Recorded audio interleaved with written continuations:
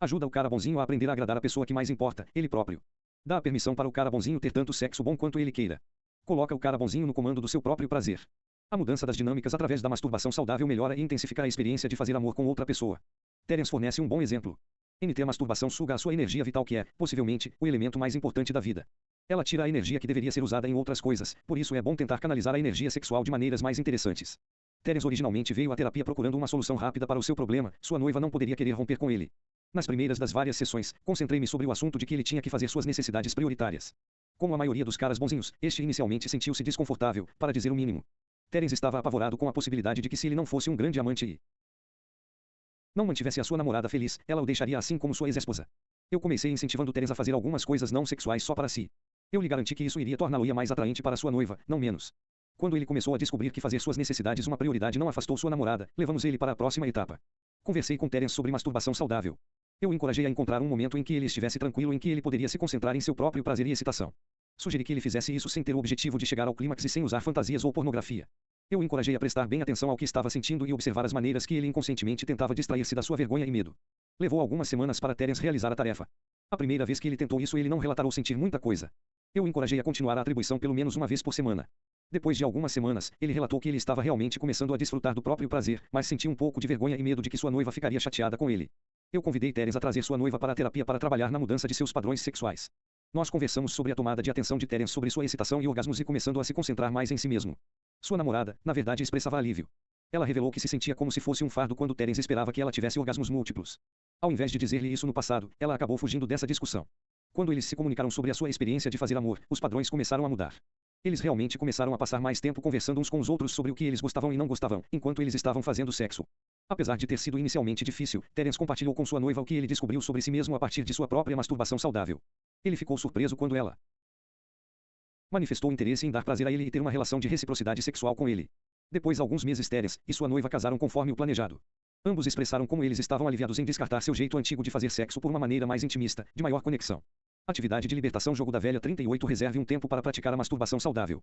Escolha um lugar confortável onde você não será perturbado. Pratique olhar para si mesmo e tocar a si mesmo sem o uso de pornografia ou de fantasias. Preste atenção em como você se sente ao experimentar a sua sexualidade sem objetivos ou agendas, como ter um orgasmo. Também observar qualquer tendência a distrair-se do que você está experimentando, fantasiando coisas, tornando-se orientado por objetivos, distraindo-se, perda da sensação física. Basta observar essas experiências e usá-las como informações sobre a sua vergonha e medo. Provérbio: não ao sexo ruim ajuda caras bonzinhos a terem o sexo que eles querem. Quando se trata de sexo, caras bonzinhos são acostumados a pegar qualquer coisa que aparecer. Eles se contentam com migalhas e voltar implorando por mais. Caras bonzinhos se contentam com as imagens distorcidas de corpos na pornografia. Eles se contentam com o sexo sem rosto de disque sexo e salas de bate-papo na internet. Se estabelecem em tentar convencer as pessoas indisponíveis para serem sexual com eles. Eles se contentam com a masturbação, rápida e compulsiva. Eles se contentam com um amor que é uma paixão mecânica. Eles se contentam com transas e fantasias. Enquanto um cara bonzinho estiver disposto a se contentar com sexo ruim, ele limita suas oportunidades de experimentar o sexo bom. Eu regularmente digo a caras bonzinhos: você tem que estar disposto a deixar acontecer o que você deseja. Bom sexo só pode ocorrer quando um cara bonzinho em recuperação decide parar de se contentar com sexo ruim. Assim, o que é sexo bom se parece. Se nos basearmos nossa resposta sobre o que vemos em filmes ou pornografia, só vamos continuar perpetuando uma fórmula para o sexo ruim. Aqui está como eu definir bom sexo. Bom sexo é composto por duas pessoas que tomaram a responsabilidade total por atender suas próprias necessidades. Não tem nenhum objetivo. É livre de agendas e expectativas. Ao invés de buscar uma performance, é um desdobramento da energia sexual. É sobre duas pessoas que se revelam da forma mais íntima e da maneira mais vulnerável. Bom sexo ocorre quando duas pessoas se concentram em seu próprio prazer, paixão e excitação, e ficam ligados a essas mesmas coisas em seu parceiro. Todas estas dinâmicas permitem que o bom sexo desdobre-se em imprevisível, em formas espontâneas, e seja memorável. Quando cara bonzinhos em recuperação decidem que já não se contentam com nada menos do que o bom sexo, eles começam a assumir a responsabilidade de fazer algo diferente. Eles deixar de buscar a ideia de ser um grande amante. Eles praticam serem claros e diretos. Eles escolhem parceiros disponíveis. Eles não se contentar com migalhas. Eles decidem que sexo ruim não é melhor do que ficar sem sexo. A Aaron é um bom exemplo do que poderia acontecer quando um cara bonzinho em recuperação decide dizer não ao sexo ruim. Nas primeiras semanas no grupo Não Mais o Cara Bonzinho, a Aaron revelou suas frustrações e compartilhou como se sentia impotente em fazer com que Hannah quisesse ter sexo com ele. Era óbvio que a Aaron acreditava que sua esposa tinha a chave para sua felicidade sexual e que ele estava irritado com sua recusa obstinada em usar essa chave. Como resultado, ele se sentia rejeitado e sem valor. Depois de algumas semanas, eu sugeri que a Aaron fizesse uma moratória sexual em que ele se absteve de fazer sexo com Hannah, por um período de 6 meses. Durante esse tempo, eu sugeri que ele se concentrasse em fazer coisas que ele tinha desistido, quando ele e Hannah se casaram. Eu também encorajei-o a dizer o que queria que Hannah fosse sentindo. Eu compartilhei com ele que uma moratória sexual tornaria mais fácil para ele fazer essas coisas porque ele não estaria tão preocupado com a manutenção da possibilidade de sua disponibilidade. Se eles não estavam fazendo sexo, ele não teria que se preocupar em fazer algo que pudesse deixá-la com raiva e assim fizesse com que ela retesse o sexo. Primeiramente, Aaron estava confuso quanto à forma como este plano poderia fazer com que Hannah quisesse ter mais relações sexuais com ele. Eu disse a ele que o objetivo não era fazer com que ele tivesse mais sexo, mas sim que ele recuperasse a chave do seu posicionamento na relação e parasse de se sentir como uma vítima. Mesmo sendo ele inicialmente hesitante, ele reconheceu que não estava fazendo muito sexo de qualquer jeito. Com o apoio dos homens no grupo, Aaron decidiu ir para casa naquela noite e contar à sua esposa o que ele planejava fazer. Na próxima semana, Aaron compartilhou com o grupo o que ele tinha dito à sua esposa. Ele informou que ela ficou inicialmente irritada, mas ao longo da semana, agiu mais amorosamente com ele do que ela tinha nos últimos meses. Nos próximos 6 meses, Aaron compartilhou suas experiências com o grupo. Em várias ocasiões, ele relatou fazer coisas por si mesmo que anteriormente teriam criado uma ansiedade tremenda. Ele saiu com alguns amigos com quem ele não tinha saído nos últimos anos. Ele começou a compartilhar seus sentimentos com sua esposa. Em mais de uma ocasião, isso incluiu dizer-lhe o quanto ele estava zangado com ela. Ele até deixou-a saber que em algumas ocasiões ele não estava com vontade de ouvi-la falar sobre seus problemas. Ele também descobriu que ele se tornou mais honesto, revelando-lhe coisas que ele já tinha guardado para si. Aaron também informou que sua esposa tinha feito alguns avanços sexuais. Ela revelou-lhe que já que ele não a estava perseguindo, ela se sentia mais livre para mover-se em direção a ele quando estava com vontade. Ela também expressou que gostava de ser capaz de sentir a sua energia sexual com a de Aaron, sem sempre ter que acabar em relações sexuais. Depois de 6 meses, Aaron relatou sentir-se menos ressentido e muito mais próximo de sua esposa. Ele também descobriu como ter suas necessidades satisfeitas e expressar seus sentimentos mais diretamente, em vez de buscar fazer isso através do sexo. Mais importante, quando ele e Hannah voltaram a fazer sexo outra vez, ele sentiu-se muito mais ligado à sua esposa. Atividade de libertação. Jogo da velha 39. Considere abster-se de sexo. Conscientemente se abster de sexo durante um período de tempo predeterminado. Não ter a necessidade de fazer sexo em jogo pode ser uma poderosa experiência de aprendizado. A maioria dos caras inicialmente resistem à ideia, mas uma vez que tomam a decisão de fazer, eles acham ser uma experiência muito positiva. A moratória sexual pode ter muitos benefícios, ajuda a quebrar os ciclos de disfunção. Elimina o prosseguimento do distanciamento. Retomar ressentimentos. Permite mostrar ao cara bonzinho pode viver sem sexo. Ajuda ao cara bonzinho perceber que mais ninguém, além dele, tem a chave para uma experiência sexual positiva. Ajuda o cara bonzinho a ver quando ele, muitas vezes, se contenta com sexo ruim. Elimina o medo de que o parceiro do cara bonzinho possa reter sexo ou aprovação. Ajuda o cara bonzinho a prestar atenção ao significado dos impulsos sexuais. Sempre que o cara bonzinho sente o impulso de ser sexual, ele pode automaticamente se perguntar: por que eu estou me sentindo sexual? Ajuda a quebrar os padrões de dependência, eliminar masturbação compulsiva, pornografia e outros comportamentos de dependência. Ajuda o cara bonzinho a começar a abordar sentimentos que ele tem evitado através do sexo. Antes inicie uma moratória sexual, discuta com a sua parceira. Ela pode ajudá-lo a definir um tempo específico. Eu sugiro de 3 a 6 meses. Isso pode ser feito. Decida sobre os parâmetros da moratória. Depois de ter começado, prestar atenção aos deslizes e comportamentos de sabotagem, de ambos você e do seu parceiro. Lembre-se, é uma experiência de aprendizagem. Você não tem que fazer isso perfeitamente. Seguir o exemplo do alce ajuda caras bonzinhos a terem o sexo que eles querem na natureza. O macho alfa e o alce não se sentam em torno das fêmeas e tentam descobrir o que eles deveriam fazer para que as garotas gostem deles. Eles são apenas eles mesmos, ferozes, fortes, competitivos, viris e sexualmente orgulhosos. Porque eles são o que são e fazem o que fazem, companheiras potenciais são atraídas. Como na natureza, o nosso maior afrodisíaco é a autoconfiança. Quando caras bonzinhos tornam-se confortáveis sendo eles mesmos, eles começam a parecerem mais atraentes. Autorrespeito, coragem e integridade ficam bem em um homem. Quando caras bonzinhos recuperam-se traçam seu próprio caminho e se colocam em primeiro lugar, e as pessoas respondem. Eu ouço caras bonzinhos em recuperação dizerem que é egoísta demais colocar suas necessidades em primeiro lugar e depois sentem-se surpreendidos quando uma parceira aparentemente indisponível expressa um desejo sexual. Um cliente, que não teve relações sexuais com sua esposa durante 14 meses, compartilhou num grupo de caras bonzinhos que ele estava cansado de ouvir a sua esposa queixar-se sobre seus problemas no trabalho. Naquela noite, pela primeira vez em 15 anos de casamento, ele disse à esposa que ele estava cansado demais para ouvir. Ela inicialmente irritou-se, mais tarde naquela noite, ela perguntou se ele queria fazer amor.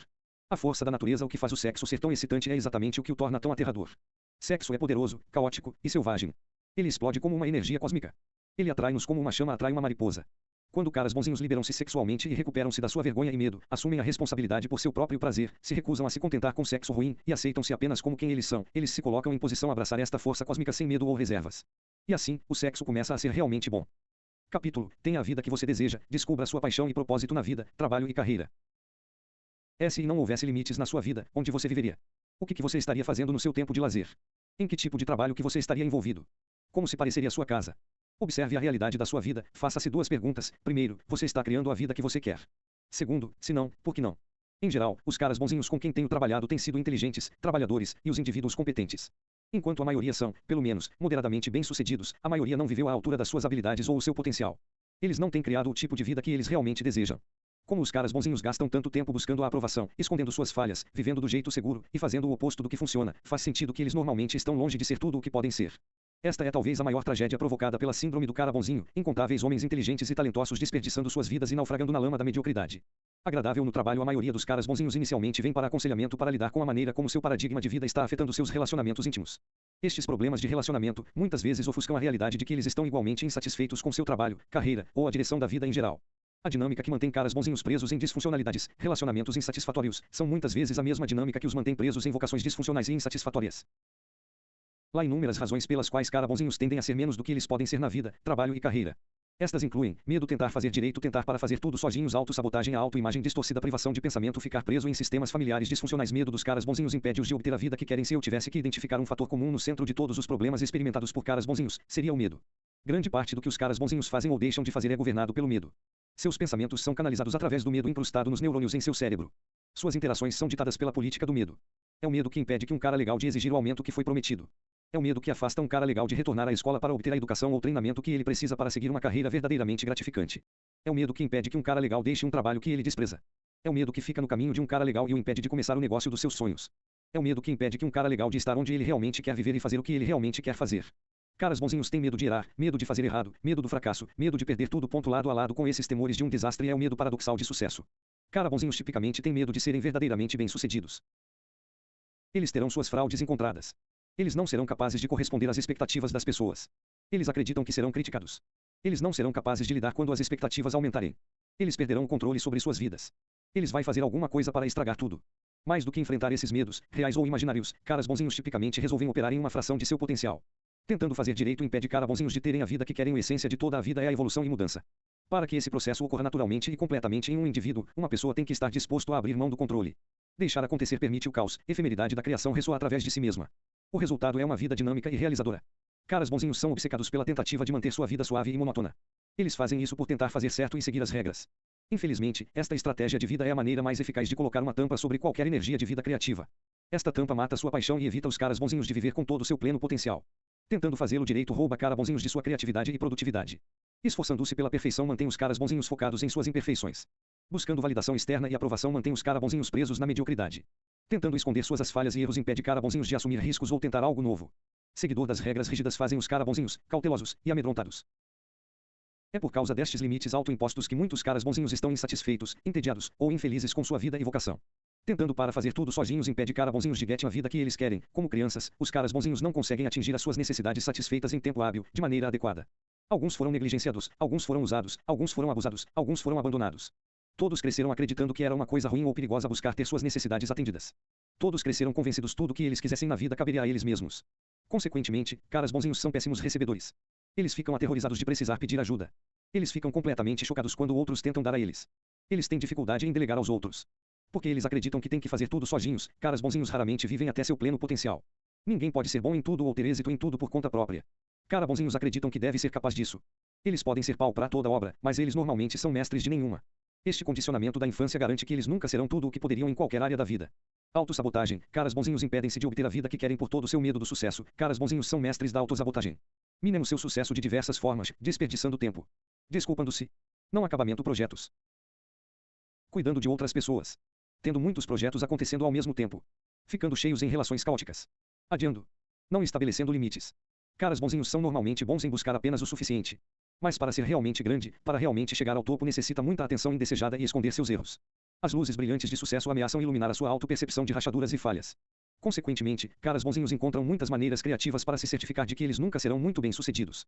Se não começar algo, eles não vão falhar. Se não terminar algo, eles não vão ser criticados.